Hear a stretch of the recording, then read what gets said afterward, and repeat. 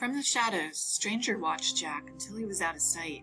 Then he moved through the night, up and up, to the flat place below the brow of the hill, the place dominated by an obelisk and a flat stone set into the ground dedicated to the memory of Josiah Worthington, local brewer, politician, and later baronet, who had, almost 300 years before, bought the old cemetery and the land around it, and given it to the city in perpetuity. He had reserved for himself the best location on the hill, a natural amphitheater with a view of the whole city and beyond, and had ensured that the graveyard endured as a graveyard, for which the inhabitants of the graveyard were grateful, although never quite as grateful as Josiah Worthington felt they should have been. There were, all told, some 10,000 souls in the graveyard, but most of them slept deep, or took no interest in the night-to-night affairs of the place, and there were less than 300 of them up there in the amphitheater in the moonlight. The stranger reached them as silently as the fog itself, and he watched the proceedings unfold from the shadows, and he said nothing.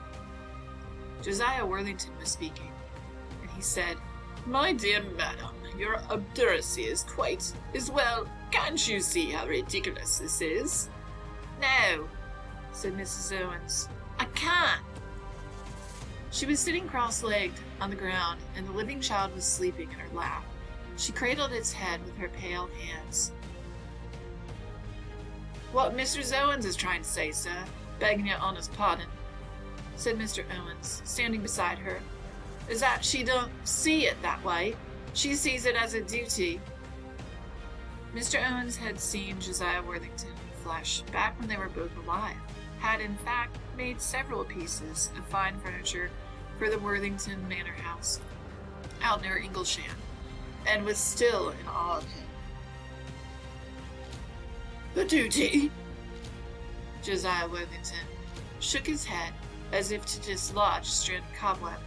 "Your duty, ma'am, is to the graveyard, and to the commonality of these who form this population of discarnate spirits, revenants, and such like whites, and your duty, thus, is to return the creature as soon as possible to its natural home, which is not here." "But his mamma gave the boy to me," said Mrs. Owens, as if that was all that needed to be said. "My dear woman!" "I am not your dear woman," said Mrs. Owens, getting to her feet. "Truth to tell, I don't even see why I'm even here, talking to you fiddle-pated old dunderheads, when this lad is going to wake up hungry soon enough. And where am I going to find food for him in the graveyard? I should like to know." "Which," said Caius Pompeius stiffly, "is precisely the point. What will you feed him? How can you care for him?" Mrs. Owens' eyes burned. "I can look after him," she said, "as well as his own ma." She already gave him to me. Look, I'm holding him, aren't I? I'm touching him. "Now see reason, Betsy," said Mother Slaughter, a tiny old thing in a huge bonnet and cape that she had worn in life and been buried wearing. "Where would he live?" "Here," said Mrs. Owens. "We can give him the freedom of the graveyard." Mother Slaughter's mouth became a tiny O. "But," she said. Then she said, "But I never." "Well, why not? It ain't the first time we'd have given the freedom of the graveyard to an outsider." "Well, that is true," said Caius Pompeius, "but he wasn't alive." And with that, the stranger realized that he was being drawn, like it or not, into the conversation, and, reluctantly, he stepped out of the shadows, detaching from them like a patch of darkness. "No," he agreed, "I am not, but I take Mrs. Owens's point." Josiah Worthington said, "You do, Silas." "I do, for good or for evil, and I firmly believe that is for the good. Mrs. Owens and her husband have taken this child under their protection. It is going to take more than just a couple of good-hearted souls to raise this child." "It will," said Silas. take a graveyard. And what of food and all the rest of it? I can leave the graveyard and return. I can bring him food, said Silas. Well, that's all very well, you saying that, said Mother Slaughter. But you comes and you goes and nobody keeps track of you. If you went off for a week, the boy could die. You are a wise woman, Silas said. I see why they speak so highly of you. He couldn't push the minds of the dead as he could the living, but he could use all the tools of flattery and persuasion he possessed, for the dead are not immune to either. Then he came to a decision. Very well. If Mr. and Mrs. Owenses will be his parents, I shall be his guardian. I shall remain here, and if I need to leave, I shall ensure that someone takes my place, bringing the food and looking after him. We can use the crypt of the chapel, he added. But, expostulated Josiah Worthington, but a human child, a living child, I mean, this is a graveyard, not a nursery, blast it! Exactly, said Silas, nodding. A very good point, Sir Josiah. I could have put it better myself, and for that reason, if for no other, it is vital that the child be raised with as little disruption as possible to the, if you will forgive the expression, the life of the graveyard. With that, he strolled over to Mrs. Owens, and he looked down at the infant asleep in her arms. He raised an eyebrow. Does he have a name, Mrs. Owens? Well, not that his mother told me, she said. Well, then, said Silas, his old name won't be of much use to him now anyway. There are those out there who mean him harm. Suppose we pick a name for him, eh? Caius Pompeius stepped over and eyed the child. He looks like a little, like my proconsul Marcus. We could call him Marcus. Josiah Worthington said, No, he looks more like my head gardener, Stebbins. Not that I'm suggesting Stebbins as his name. The man drank like a fish. He looks like my nephew Harry, said Mother Slaughter, and it seemed then as if the whole graveyard was about to join in, each inhabitant offering his own or her own comparisons between the infant and someone long forgotten, when Mrs. Owens broke in. Well, he looks like nobody but himself, said Mrs. Owens firmly. He looks like nobody. Then nobody it is, said Silas. Nobody Owens. It was then that, as if responding to the name, the child opened his eyes wide in wakefulness. It stared around it, taking in the faces of the dead, and the mist, and the moon. Then it looked at Silas. Its gaze did not flinch. It looked grave. And what kind of name is nobody? Asked Miss Mother Slaughter, scandalized. His name. And it's a good name, Silas told her. It would keep him safe. I don't want trouble, said Josiah Worthington. The infant looked up at him, and then, hungry or tired or simply missing his home, his family, his world, he screwed up his tiny face and began to cry. Leave us, said Caius Pompeius to Mrs. Owens. We will discuss this further without you. Mrs. Owens waited outside the funeral chapel. It had been decreed over 40 years before that the building, in the appearance of a small church with a spire, was a listed building in historical interest. The town council had decided that it would cost too much to renovate it. A little chapel and an overgrown graveyard that had already become unfashionable, so they had padlocked it and waited for it to fall down. Ivy covered it, but it was solidly built, and it would not fall down this century. The child had fallen asleep in Mrs. Owens's arms. She rocked it gently, sang to it, an old song, one her mother had sung to her when she was a baby herself, back in the days when men had first started to wear powdered wigs.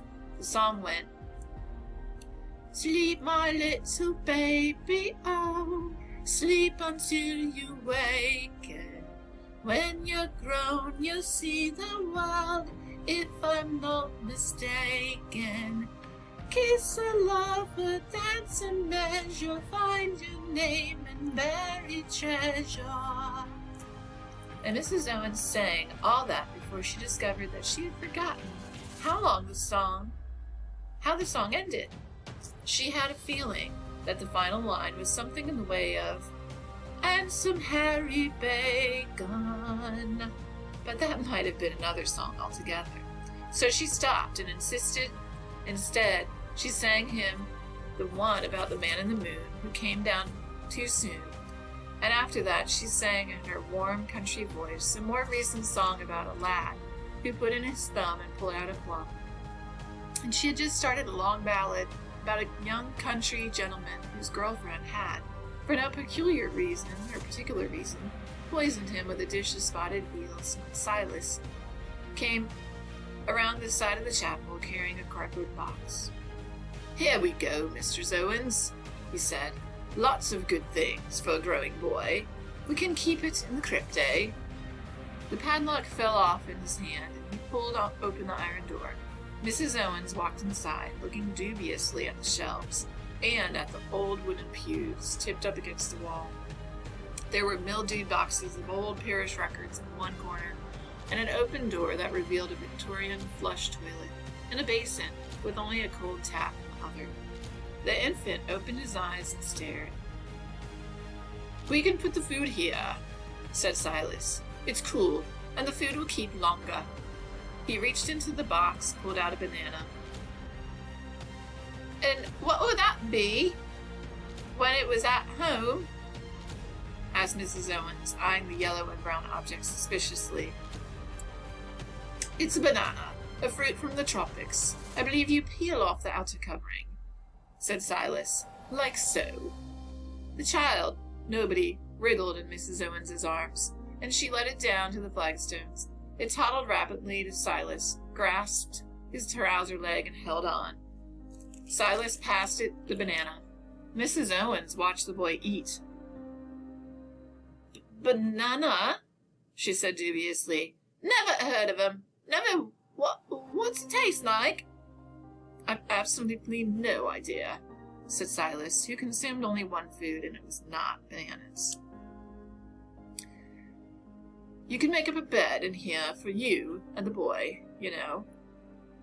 "I would do no such thing, with Owens and me having a lovely little tomb over by the daffodil patch. Plenty of room in there for a little one. Anyway," she added, concerned that Silas might think she was rejecting his hospitality, "I wouldn't want the lad disturbing you." He wouldn't. The boy was done with his banana. What he had not eaten was now smeared over himself. He beamed, messy and apple-cheeked.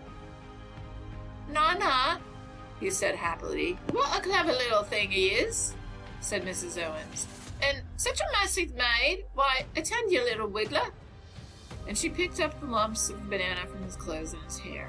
And then, "What do you think they'll decide?" "I don't know." "Well, I can't give him up, not after what I promised his mama." "Although I've been a great many things in my time," said Silas, "I have never been a mother, and I do not plan to begin now, but I can leave this place." Mrs. Owens simply said, "Well, I cannot. My bones are here, and so are Owens's. I'm never going to leave." "It must be good," said Silas, "to have somewhere that you belong, somewhere that's home." There was nothing wistful in the way he said this. His voice was drier than deserts, and he said it as if he were simply stating something unarguable. Mrs. Owens did not argue. "You think we have long to wait?" "Not long," said Silas, but he was wrong about that. Up in the amphitheater on the side of the hill, that it was the Owenses who had got involved in this nonsense, rather than some flibbertigibbet Johnny come-latelys, counted for a lot, for the Owenses were respectable and respected, and that Silas had volunteered to be the guard wait. Silas was regarded with a certain wary awe by the graveyard folk, existing as he did on the borderland between their world and the world they had left. But still, the graveyard is not normally a democracy, and yet death is a great democracy. and each of the dead had a voice and an opinion as to whether the living child should be allowed to stay. And they were each determined to be heard that night. It was late autumn when the daybreak was long in coming.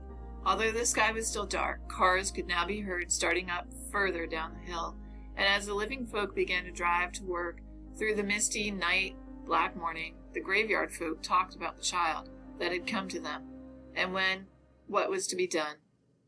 300 voices, 300 opinions. Nehemiah Trot, the poet from the tumbled northwestern side of the graveyard, had begun to declaim his thoughts in the matter. Although what they were, no person listening could have said.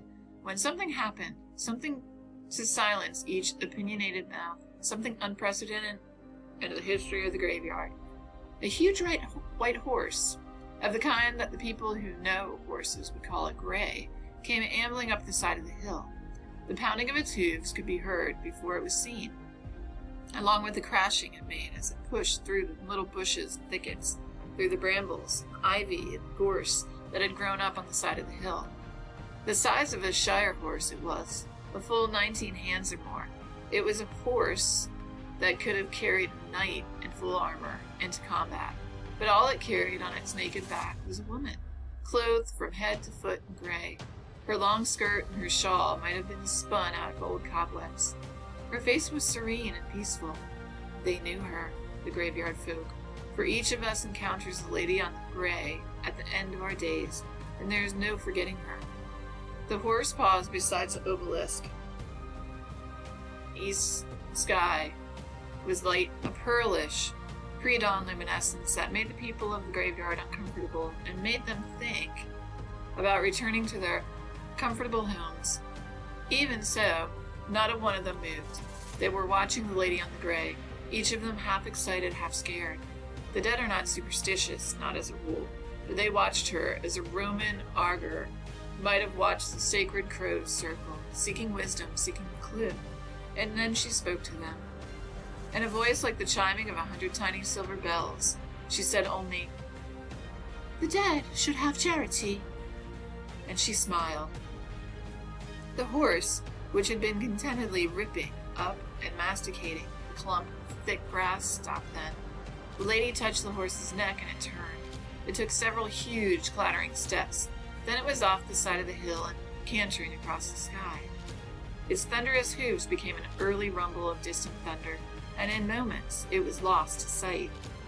That, at least, was what the folk of the graveyard who had been on the hillside that night claimed had happened. The debate was over and ended, and without so much as a show of hands, had been decided. The child called Nobody Owens would be given the freedom of the graveyard. Mother Slaughter and Josiah Worthington accompanied Mr. Owens to the crypt of the old chapel, and they told Mrs. Owens the news. She seemed unsurprised by the miracle. "Well, that's right," she said. "Some of them don't have a half-worth of sense in their heads, but she does, of course she does." Before the sun rose on a thundering gray morning, the child was fast asleep in the Owens' fine little tomb. For Master Owens had died the prosperous head of a local cabinet-maker guild, and the cabinet-makers had wanted to ensure that he was properly honored. Silas went out for one final journey before sunrise. He found the tall house on the side of the hill, and he examined the 3 bodies he found there, and he studied the pattern of the knife wounds. When he was satisfied, he stepped out into the morning's dark, his head churning with unpleasant possibilities, and he returned to the graveyard, to the chapel spire where he slept and waited out the days. And the little town at the bottom of the hill, the man Jack was getting increasingly angry. The night had been one that he had been looking forward to for so long. The culminations of months of years of work, and the business of the evening had started so promisingly. 3 people down before any of them had even had a chance to cry out. And then it had all gone so maddeningly wrong. Why on earth had he gone up the hill when the child had so obviously gone down the hill? By the time he had reached the bottom of the hill, the trail had gone cold. Someone must have found the child, taken it in, hidden it. There was no other explanation. The crack of thunder rang out, loud and sudden as a gunshot, and the rain began in earnest. The man Jack was methodical, and he began to plan his next move. The calls he would need to pay on certain of the townsfolk, people who would be his eyes and ears in the town. He did not need to tell the convocation he had failed. Anyway, he told himself, edging under a shop front in the morning. Rain came down like tears. He had not failed. Not yet. Not for years to come. There was plenty of time. Time to tie up this last piece of unfinished business. Time to cut the final thread. It was not until the police sirens sounded, at first police car, then an ambulance, then an unmarked police car with siren blaring, sped past him on their way up the hill, that, reluctantly, the man Jack turned up the collar of his coat, put his head down, and walked off into the morning. His knife was in his pocket, safe and dry inside its sheath, protected from the misery of the elements.